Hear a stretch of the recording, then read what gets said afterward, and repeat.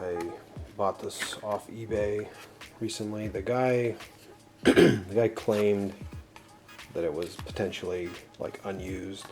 It looks like it definitely had been maybe used a couple times, but it's in really good shape. Has the kind of original instructions and some other paperwork here. It's not really that relevant.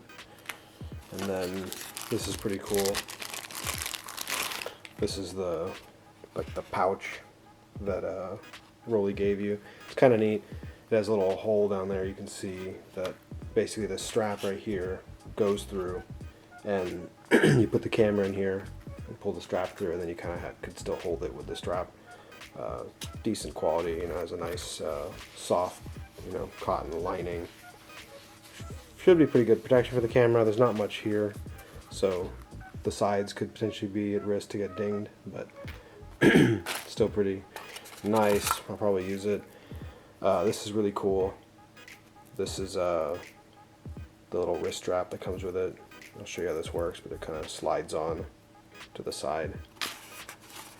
I've actually used this camera, but I kind of put it back in the box for the sake of this unboxing. And when I did get it, kind of back this box up here. When I got it, this bag had been opened. It says attention, clean battery with cloth, or with hard piece of cloth before using. I don't know what that's about. Maybe they thought the battery would get some kind of issue with it. But yeah, here's the camera itself. This lens cap doesn't hold on very well. It kind of has these two little sides that kind of, I guess, are supposed to catch on that, but doesn't hold super well.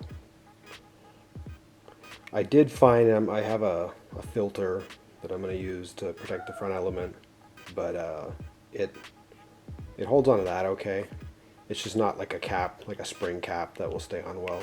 I think the idea is this is just to protect it when it's in the bag, and this bag's pretty snug, and it kind of will hold the cap in place and it won't be able to slide off. But it's not one you'd like carry this around on the strap, because it'll just fly right off. And you see a lot of them for sale missing the cap.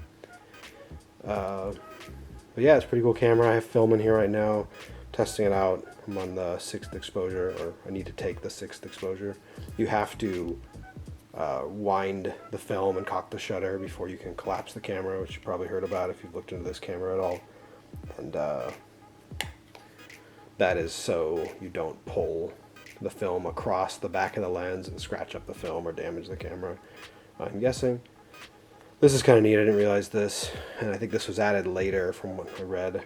If you notice, this is locked. This is the aperture wheel right here. It's locked. I mean, if you really push it, it will turn, but it doesn't want to turn. The idea is you press this little button here, and then it rotates, right? But if you move it over, there's like a little place for it to kind of catch. Then this thing free rotates. So you could do kind of micro adjustments to the aperture, and then if you want to lock it, say at f4 or f8, you slide this thing back over, and you can set it, and then you won't nudge it. It'll stay in place. The shutter doesn't have that, but it's clicks. So there's specific clicks, and you can hear it's mechanical. Assume you guys can hear that. This one has a weird thing, and it's apparently pretty common. The 30th all the way down to bulb all act like bulb. So you press the shutter and it doesn't pop until it doesn't close the shutter again until you let go of it. None of them are working. I've read some ways to kind of address that, so I'm going to have to experiment with repairing that. Fortunately, I don't shoot that slow typically. This isn't much of a camera you'd put on a tripod for slow shutter. Fortunately, it appears 60th through 500th all work well, so we'll find out. I do have a battery in here, which you get to by doing this little eject thing, and then it props it out. The battery I have in here is not 5.6 volts. It is a 6-volt battery, and I have it. I bought this battery for it off Amazon. It's about 11 or 12 bucks. Pretty expensive. And yeah, you just pry this thing out, and then it only goes back in one way, and you're good. Lens extends this way, locks.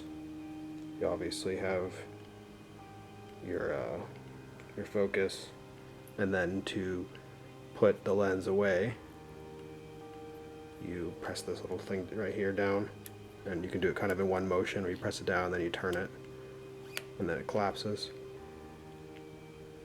Viewfinder's pretty straightforward, just has kind of infinity frame lines and a parallax error kind of set of frame lines. I'm trying to make sure this is in decent focus here. But yeah, it's a pretty cool camera. Looks like it wasn't used much, but I think it's definitely taken out of the package already and looked at a little bit. There's some kind of like the vulcanite or whatever they call this stuff. Some people call it leatherette. It's definitely not called leatherette. I think they call this vulcanite back in the day. You could see it's kind of like hazy, or like, I don't know, some kind of like chemical stuff. I'm wondering if I just rub it with the oil from your hand, after a while it's going to start to turn darker black like this and look better. But it's kind of nasty looking. Looks kind of old. Light meter seems like it's working. I compared it against my Sekonic, and it was right on, so it seems like it's accurate. And the shutter speeds, to the degree you can listen to it, the 60th sounds slower than 125th, and then 250th and 500th, or faster than 125th. I'll find out with this test roll if it's accurate, and otherwise it seems pretty good.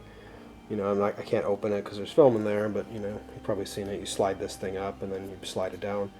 Loading it wasn't too big of a deal, and winding it's pretty decent. It's strange it's on this side, but it's such a kind of fidgety little camera anyway. It kind of goes with it. But I'm excited for this.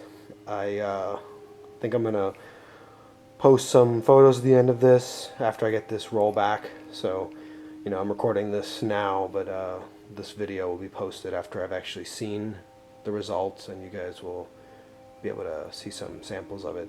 Oh, and one other thing. This is sort of like just a memo, so you can pick color negative. Make sure this is in focus here. Color negative, color. It's like a bulb, so I'm assuming tungsten. The idea of like a tungsten balanced film. Color sun for like a sunlight balanced film, which is typical.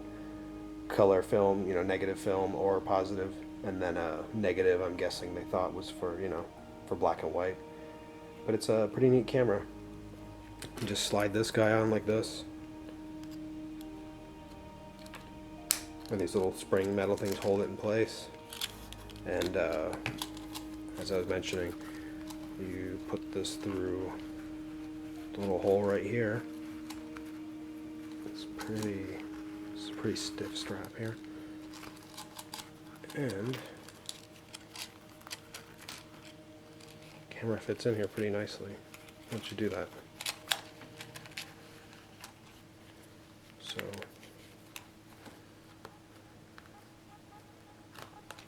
it's very snug, as I mentioned, but I think it's a pretty decent case.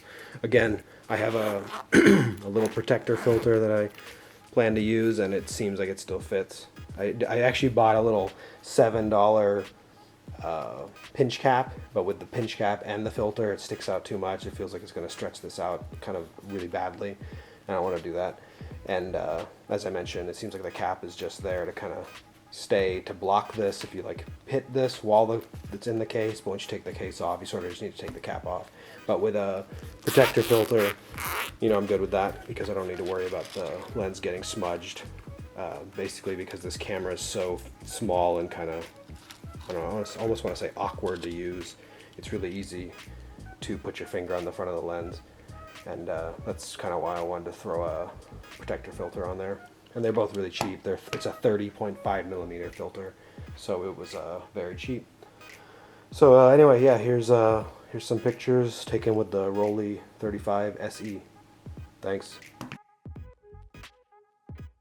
So I shot this roll at my nephew's birthday party. It was at a kind of a train, little park place. Just experiment, just want to see how this camera worked, make sure everything was working.